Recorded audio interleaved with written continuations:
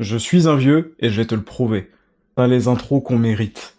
Aujourd'hui, je vais te parler d'un truc d'ancien. Les revues.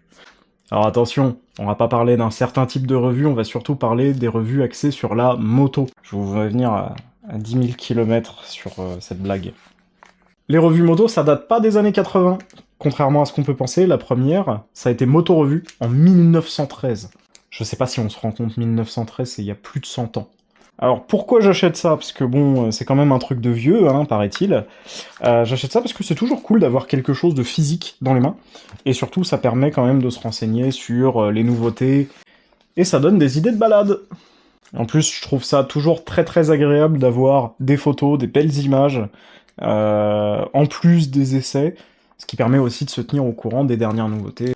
Alors vous allez me dire, en plus d'être un truc de vieux, c'est quelque chose qu'on a beaucoup plus de mal à trouver maintenant, parce que déjà, les bureaux de tabac qui vendent encore des magazines, bah ça se fait extrêmement rare, d'autant plus qu'avec la transition digitale, maintenant, la majorité des créateurs de contenu qui étaient présents, qui étaient journalistes, essayeurs moto, sont passés directement sur Internet avec des formats, on va dire, plus ou moins variés, entre du journalisme qui était déjà présent en format digital, ou alors tout simplement comme l'équipe de Highside, qui sont partis directement sur YouTube.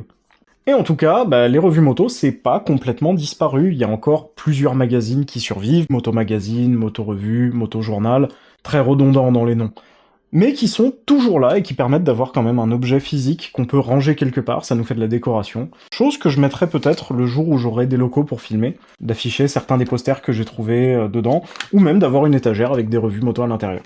Et toi, t'es plutôt digital ou papier? N'hésite pas à me le dire en commentaire, lâche un petit like si la vidéo t'a plu et n'hésite pas à la partager à tes potes qui sont eux aussi motards. Allez, ciao!